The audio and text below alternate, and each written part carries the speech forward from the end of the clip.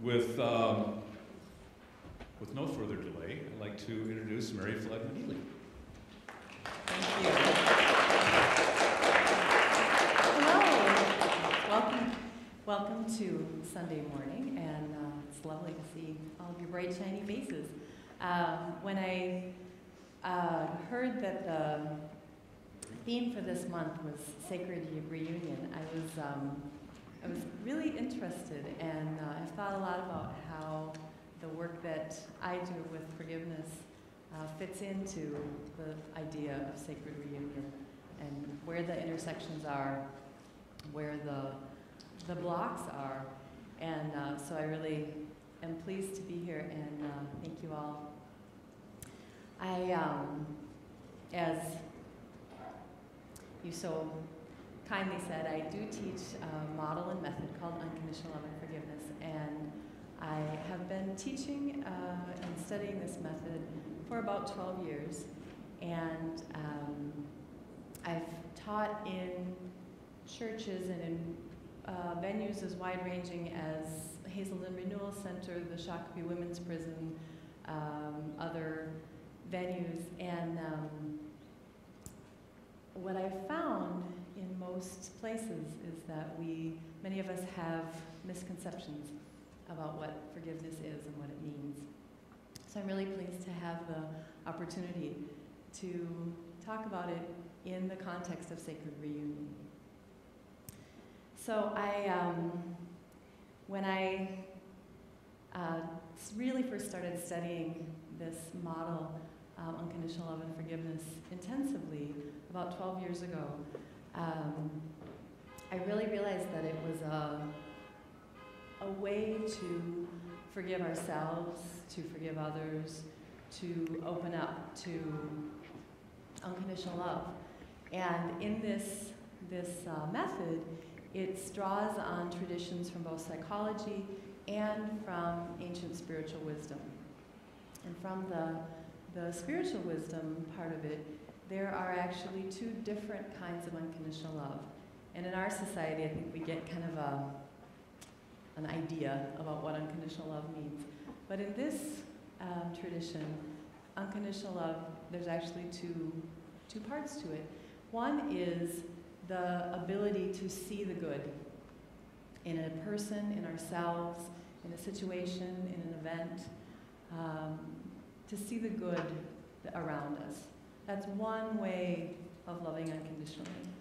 Another part of unconditional love is that kind of love that's bigger, more outside of us, that flows in and through all living beings, all living things. And so both of these parts of unconditional love are important. And as I was thinking about sacred reunion and our connection with other people, other living things, that connection with the divine, all those ways that we have sacred connection, sacred reunion, I would like to start with taking a moment for everyone to just remember a time that you experienced unconditional love. You can close your eyes if you want to, but just take a moment and think back through your life, through your experience, to a time when you experienced someone that saw you as good, someone that saw the good in you, who really saw you, or someone who was really kind, someone who you felt that sense of connection, that you were loved. And when I say someone, this can be a parent, a child, it can be an elderly person. I also mean someone in the broad sense, that it can be a pet, an animal, because pets are very good at loving us unconditionally. So I'd like everyone to just take a moment and remember back to a time when you experienced that sense of unconditional love.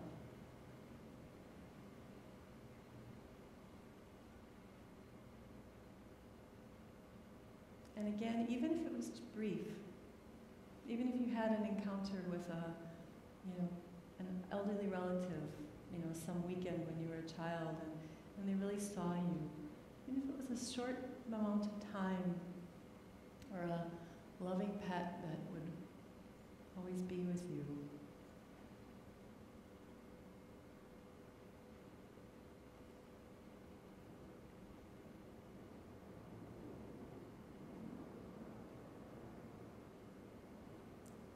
So that sense of being loved unconditionally, that we can touch back to, that's part of the sense of our spiritual connection. And that's part of this topic of sacred reunion.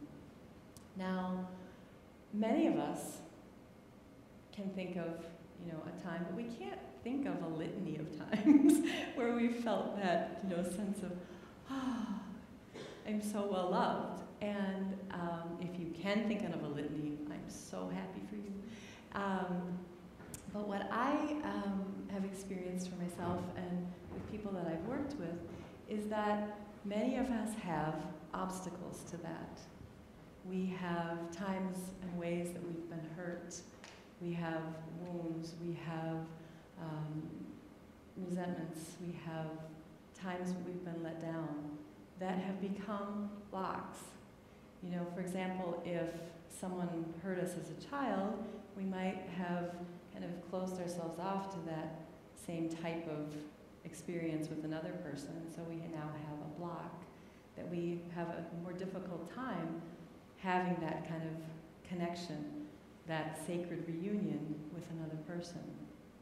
And so that's the sense that there are times and ways that we have been hurt that we can forgive and reconnect to sacred reunion.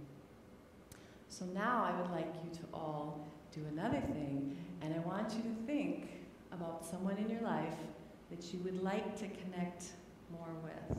Now this could be a partner, it could be a parent, it could be a child, it could be a coworker, a friend, a neighbor, but someone that you feel kind of out of connection with, that you would like to be connected more with. And you know that there's some angst, there's some block, and there's an obstacle. So I'd like you all to take a moment and think of someone in your life that you would like to be more connected with.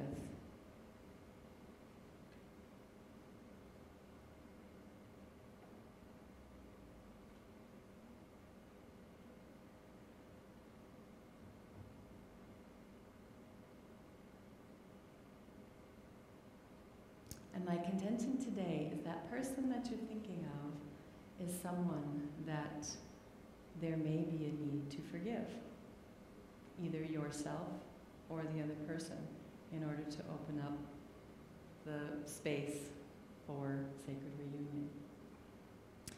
And we'll get to the idea about how you do that in a moment. Then I also want you to think about someone in your life who has harmed you or hurt you or just really bugged you, that you don't particularly want to be more connected with. You really don't, you would be happy if they got sent to Mars. I want you to think about someone in your life that is in that category, that whether they've done something really awful or they're just plain irritating to you.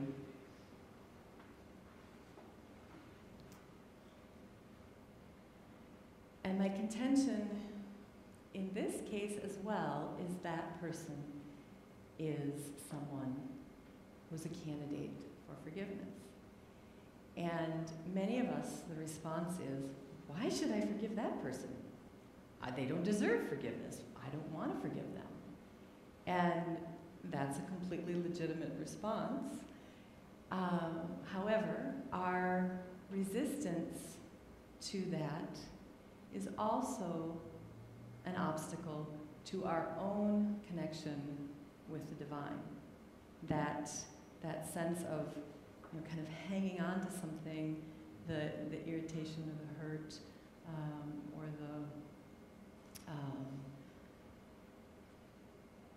disconnection with the other person resides in us. I don't know if any of you have heard the saying that not forgiving another is like swallowing poison and expecting the other person to die. So that sense of this person who doesn't deserve to be forgiven, that you don't want to forgive, is actually just as important as the person that you want to be more connected to, because that poison in you is harming you and getting in the way of your connection to the divine, to your own source, to God. And so all those times are candidates. All those people, all those situations are candidates for forgiveness. And as I about 13, 14 years ago, I was doing this study and a question came up: is there something you need to forgive? And I thought, yeah, I don't think I've ever forgiven anything. You know, it's like I've got a list of an arm length long. And what I realized is I didn't know how. I had no idea what steps. I knew it was a good idea, and I knew that I should, but I didn't know what to do. And so I walked around with that question for a while. And as Spirit would have it, I came across a teacher and became a mentor and learned this practical step-by-step model and method to forgive. And I can honestly say that it changed my life. It really was a significant transformation and allowed me to see the ways that I was holding on to things that was blocking my connection to God, to other people, and also just to myself, my own sense of myself. And so I'd like to share that with you today, the idea of how we forgive, and talk about some of the misconceptions, the ways we get stuck. One of them for me, I don't know if any of you had this, but one of them for me was I somehow along the way in my life, I picked up this notion that if I was going to forgive something or someone, I had to be able to say it was okay. And there were plenty of times in my life that I was never going to be able to say that this thing that happened to me was okay. And so I got stuck on that. And I also kind of had this societal idea that if we forgive, that we condone an action or a person, or we kind of let them off the hook. And other people have told me that they have the sense that if they forgive, that it excuses and opens us to having the same person or a similar person do the same thing to us. And so we have lots of reasons why we keep those obstacles in place. Because we're protecting ourselves, we're doing it honestly. And so I want you to think about the people in the two categories, the people that you want to connect with more and the people that you would like to send to Mars. What are your reasons, for holding on to the barrier? It could be that you don't want to open yourself up to being in that situation again. It could be you just don't know how. But just think about that for a moment.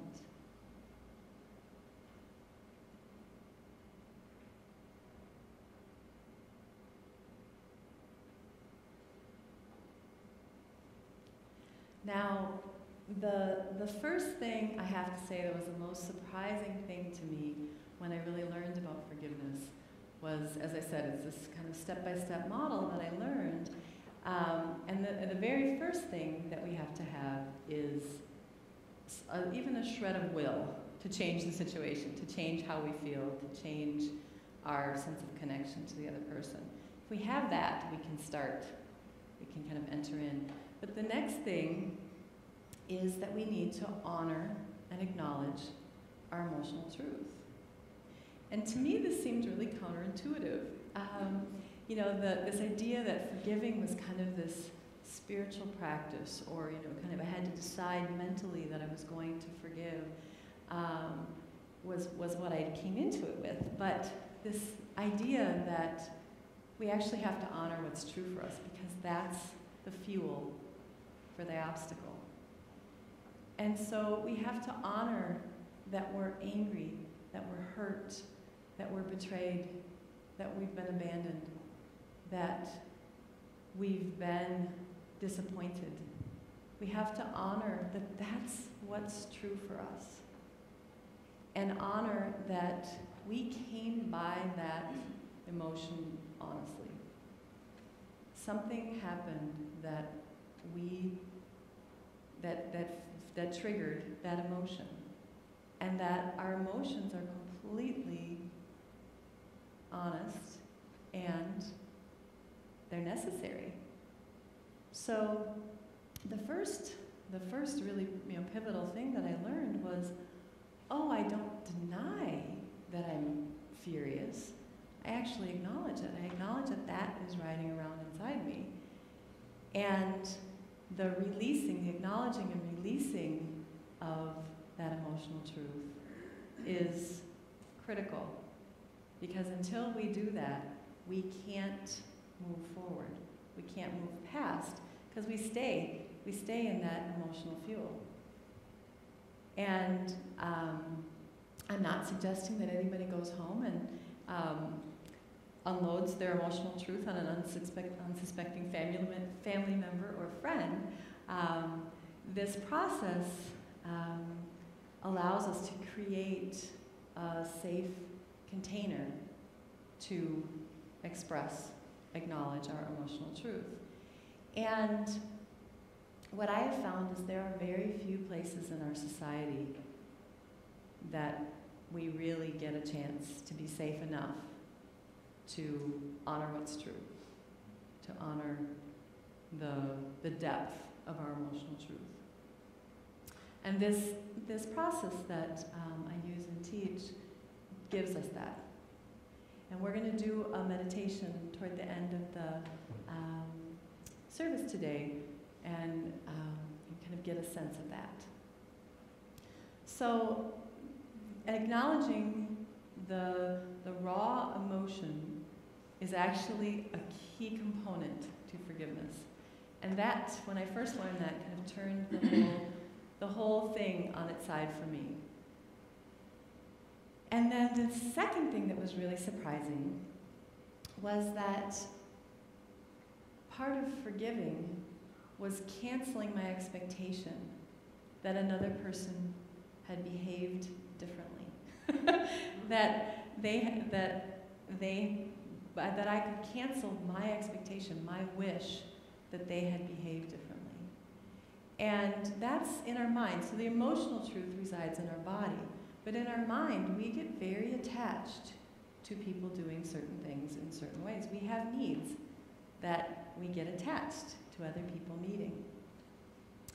And when we can acknowledge that, I realize now that I've been expecting you to meet this need in this certain way, and I can cancel my expectation that you had done that in the past, then we can make space. We can open up to having our needs met in a different way.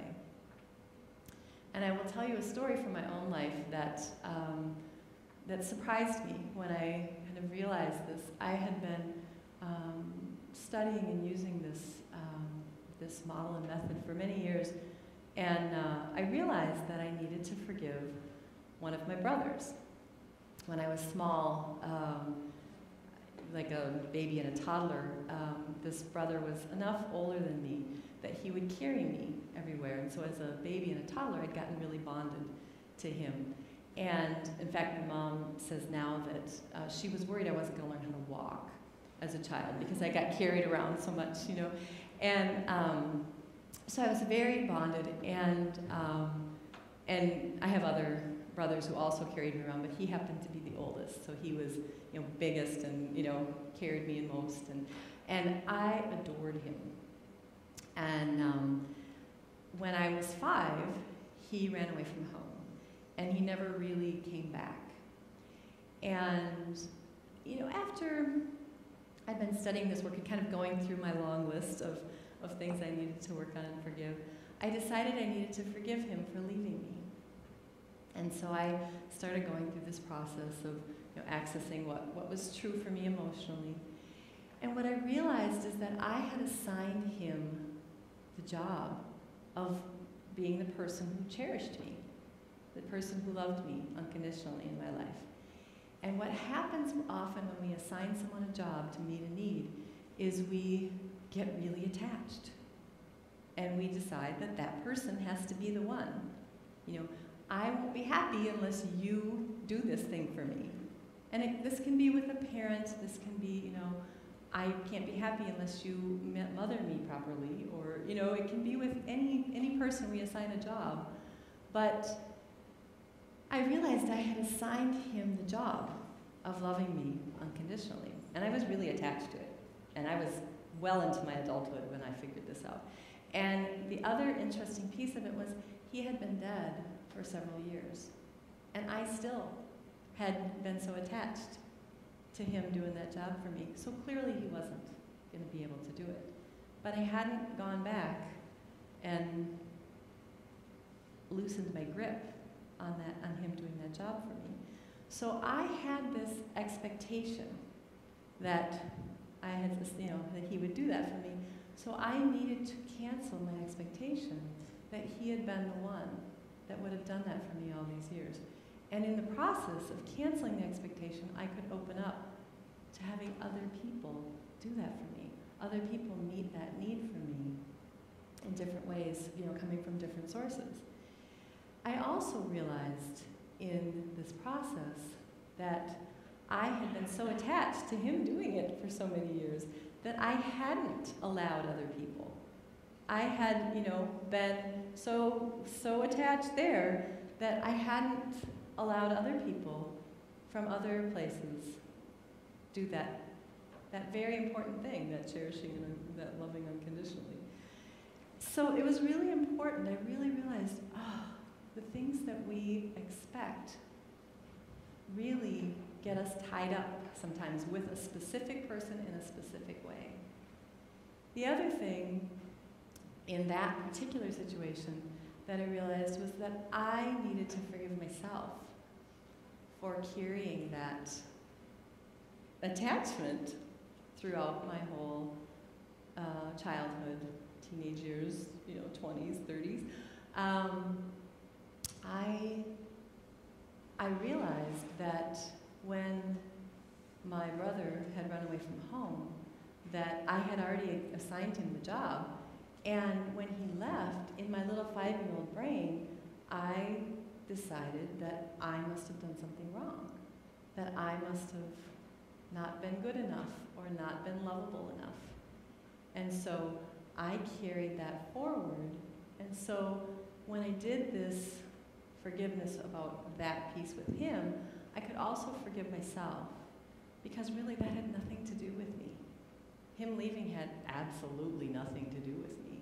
But my 5-year-old brain was convinced that it did, and I had carried that forward into my life.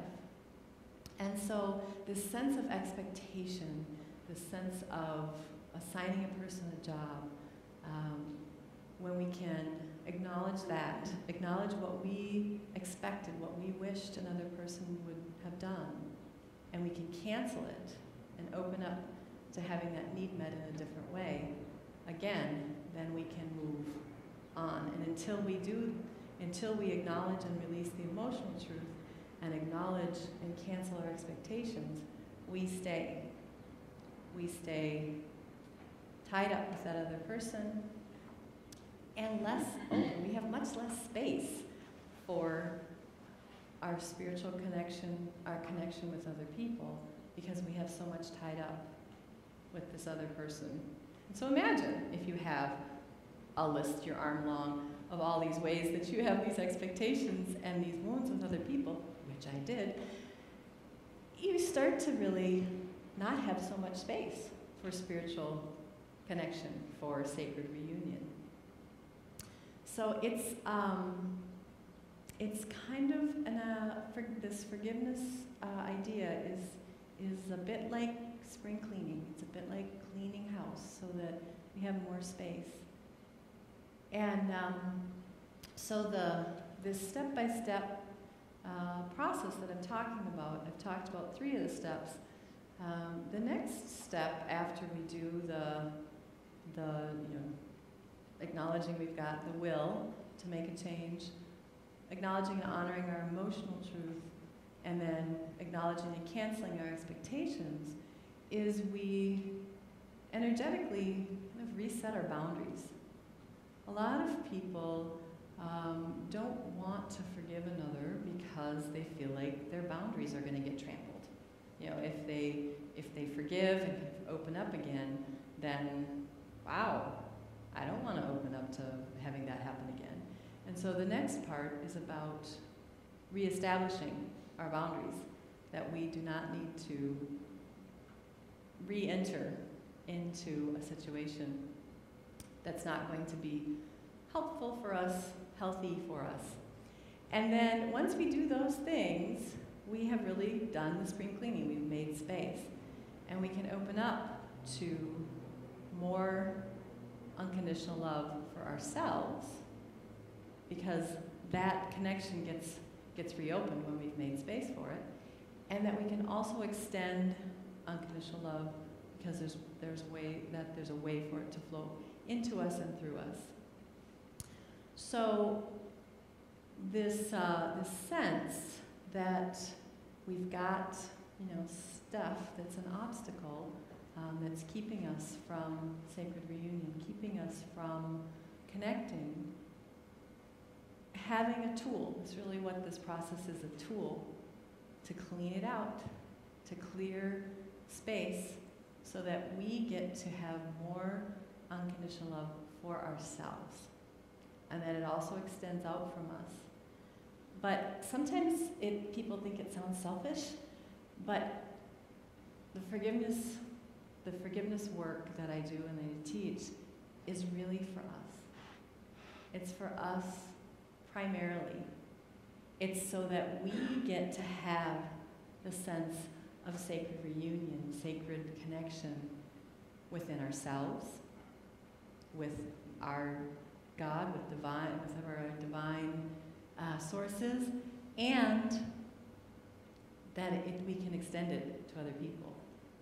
But the extending it to other people is part of the thing, like when if you imagine that we're all kind of like a water pipe, and when we have all these blocks, all these obstacles, it's cutting off the flow of the water. And as we do our spring cleaning and we clean out the obstacles, that pipe becomes open. We can be more in the flow of unconditional love. If we're not extending it, if it's not flowing out of us, no more flows in. So we get stagnant again.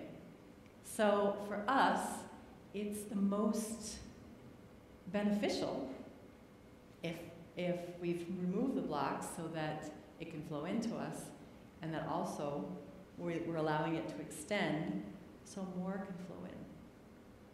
So this sense of sacred connection with another is that idea of letting it flow out from us, letting more flow in, so we get to be renewed and refreshed.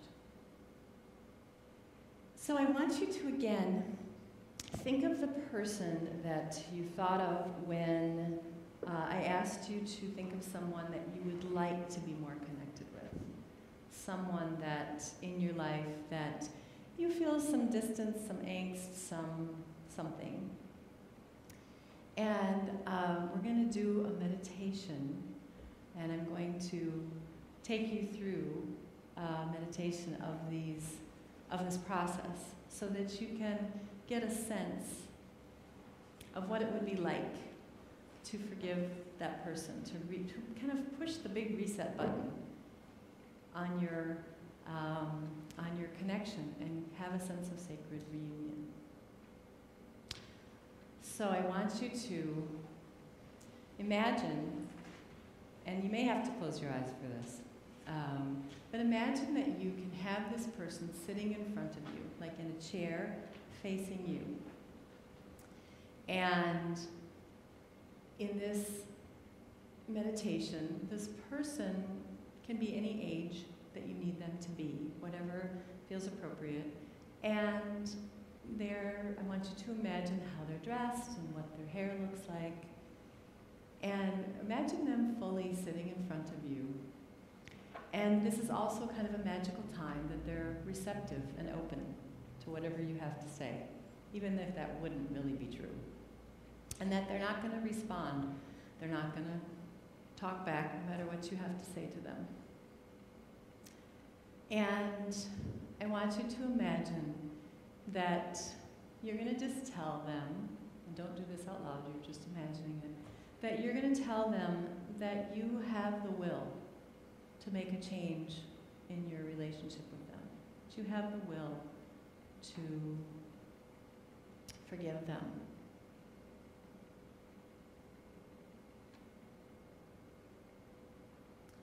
And then I want you to imagine that you get to tell them honestly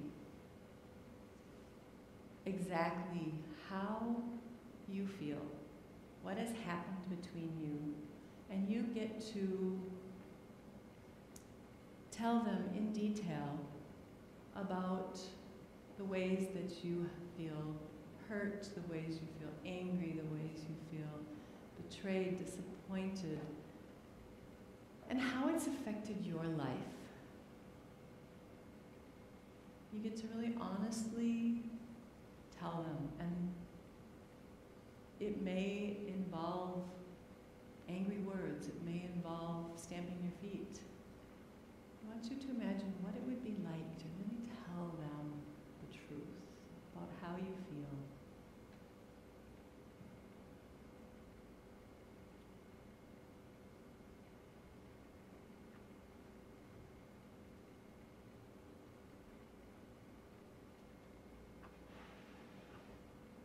I want you to imagine the relief that you feel getting that out of your body, getting that kind of off your chest in that way that we talk about it.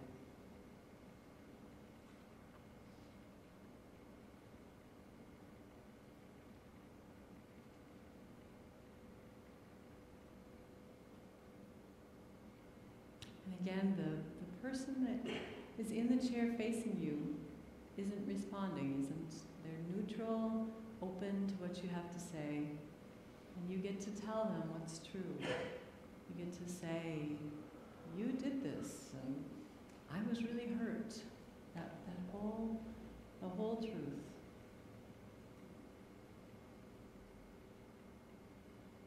And then imagine that you really feel relief. You really feel like you got to do that.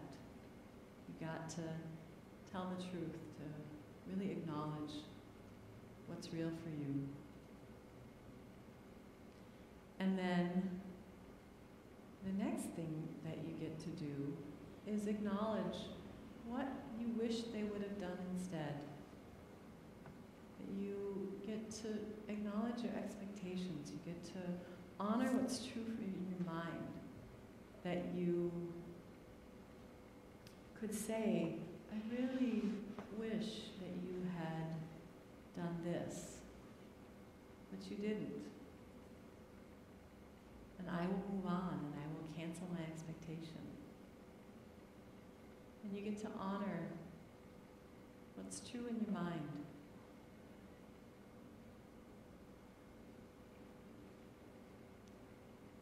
And what need you had that you really wish they had fulfilled.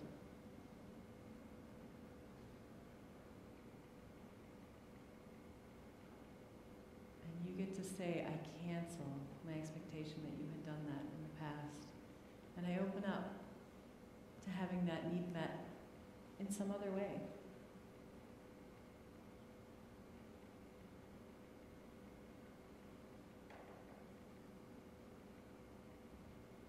And imagine the relief that you feel, acknowledging what needs you had, what job you assigned them, and canceling your expectation.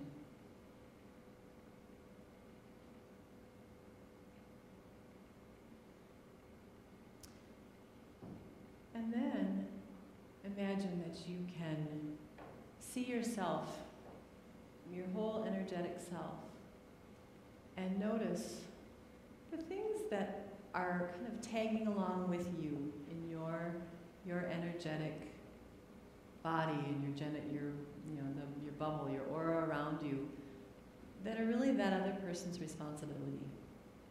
How they acted, how they spoke to you, what their interactions with you were, those are all their responsibility.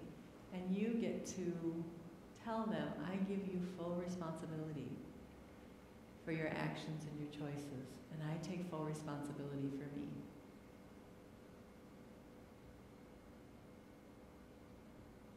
And feel the space that you're making in acknowledging and releasing your emotional truth, in acknowledging and canceling your expectations, and then sorting out the boundaries about what's their responsibility and what's yours. And notice that in your space, in your body and the space around you, there's more room now. There's this relief, there's more room. And into that space, you can invite unconditional love.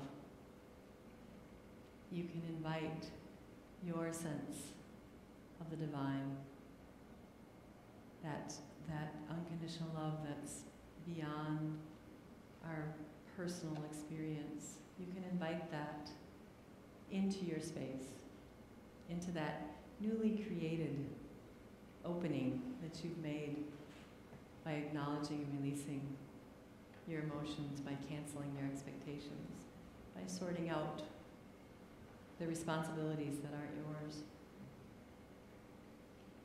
And that when we make space and that unconditional love can flow around us and flow through us, the way that, I want you to imagine the way that you feel invigorated, rejuvenated, kind of like sunshine pouring in where there's been darkness, where there's been a block. And feel that sense of sacred reunion with God, with the divine, being reestablished.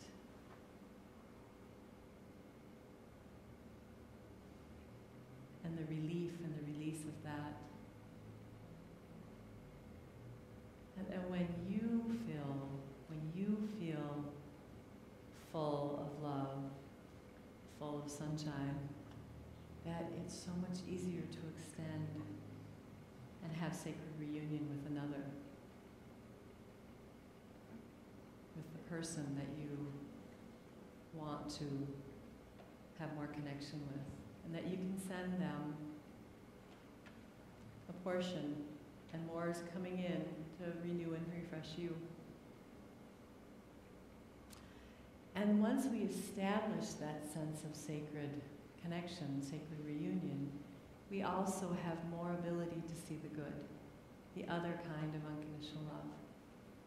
And so this person's still sitting in front of you in your imagination. You've reset your sense of unconditional love.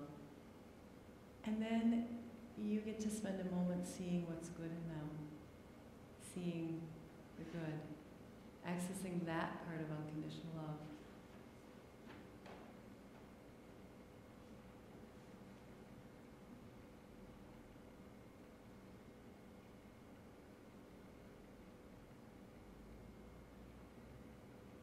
And then it takes you full circle, because when you see the good in the other, it's touching back to the time when another living thing saw the good in you. And it's that sense of reunion, that sense of reconnection.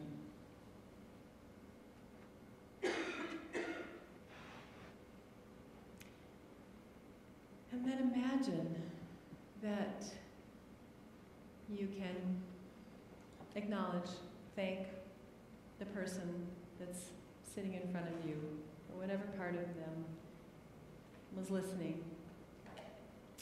And then you can send them off to their rightful place with goodwill and notice that you feel reset. Notice that you, in this meditation, can see, oh, yeah, I could reset if I did those things. I could reestablish. I could have sacred reunion.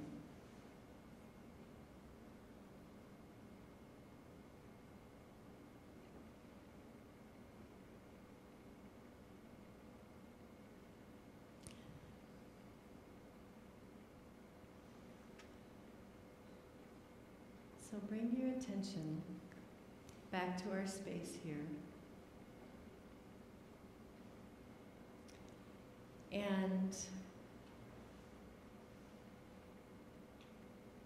in the closing, we will do a circle, and we're going to place each of those people that we meditated with in the center of our circle.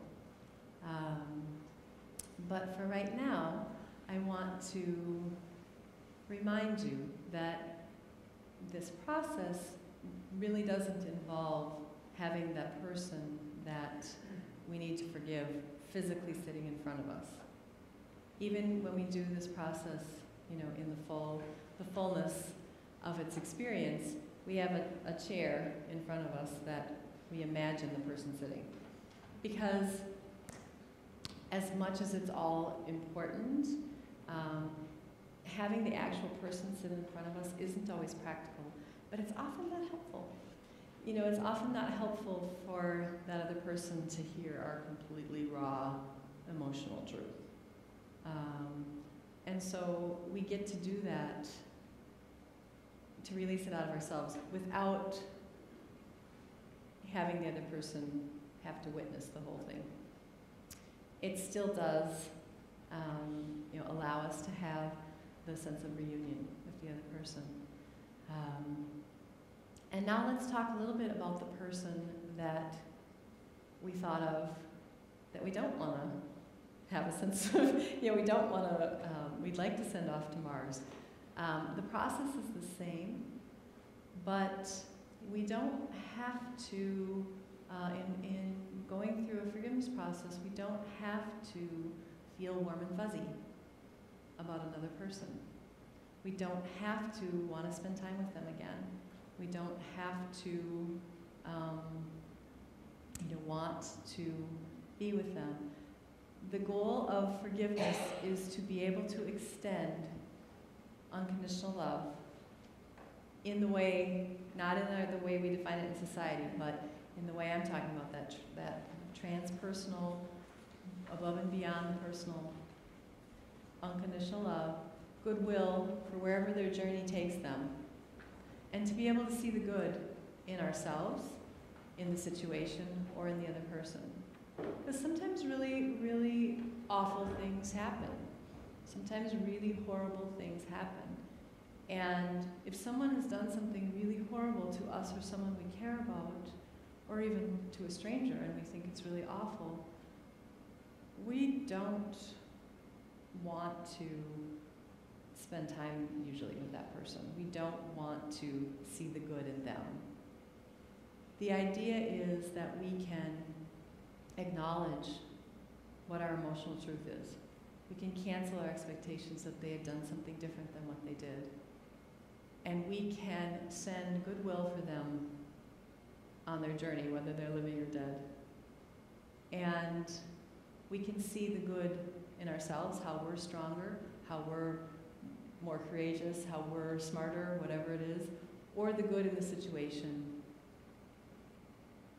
even if we don't see a lot of good in this horrible thing that happened.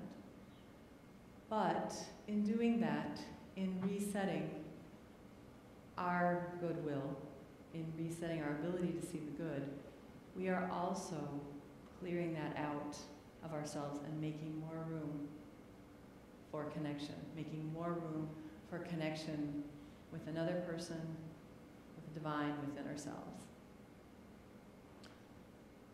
So even in that person that you have thought about, that you don't have a lot of motivation to reconnect with or to connect with, there's a lot of opportunity for sacred reunion.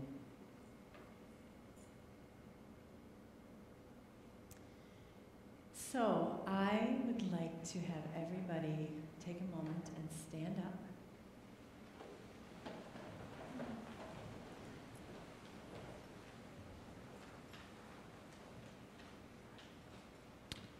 And we are going to, in a couple minutes, make a whole circle around the space here.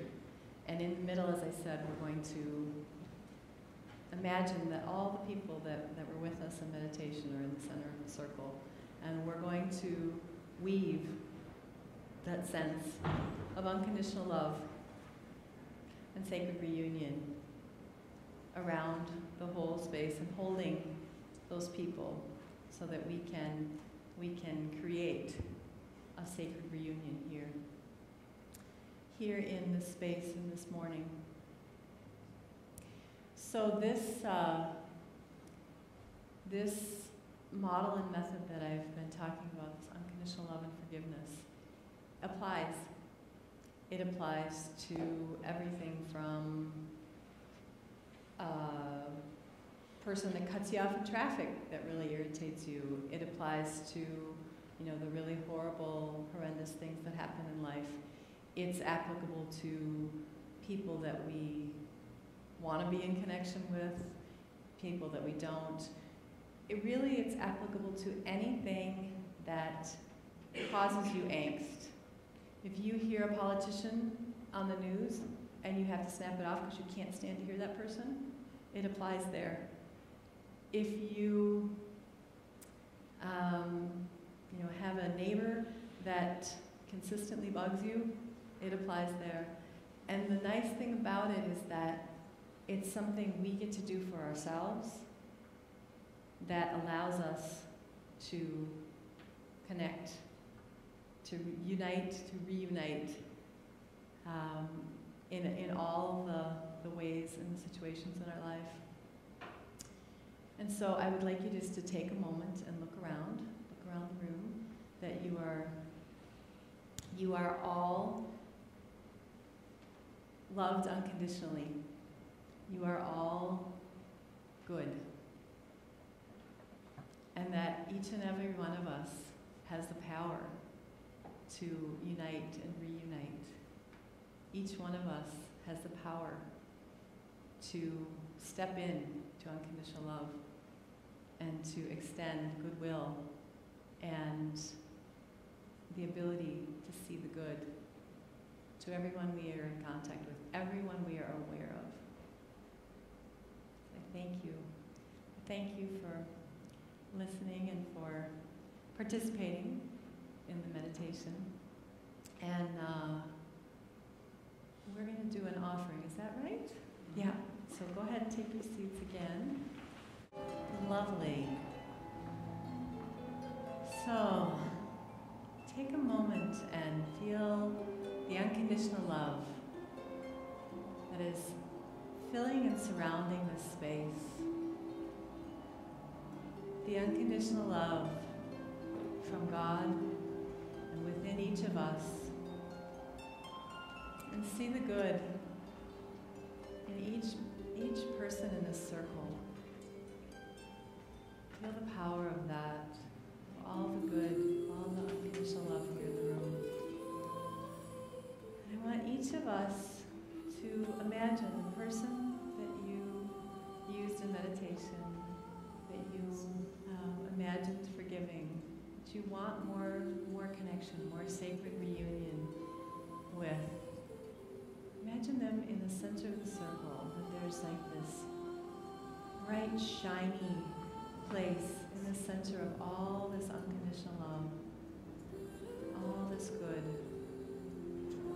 We can place the person that you really want to connect more with, that you really want some more reunion with.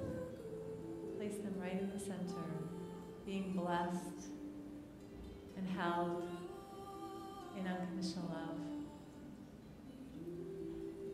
And I also want you to imagine around the outside of our circle, right at each of our hip, or by each of our shoulder, is the person that you remembered, or the pet, the animal that you remembered loving you unconditionally. And feel the power, the sense of how strong unconditional love is. How much it fuels us, it fills us. And the power to heal, transform, and reunite.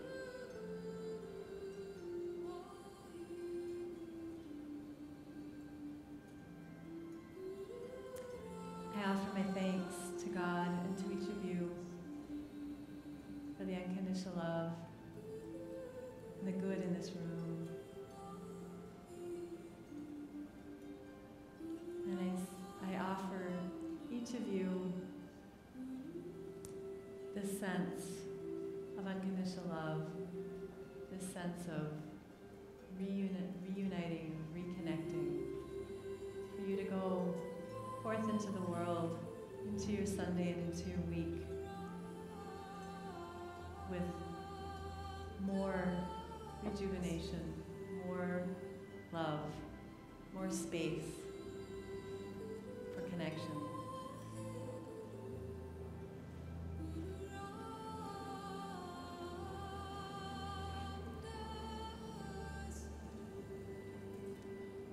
And I thank you and close the circle, acknowledging the love and light here and within each of us.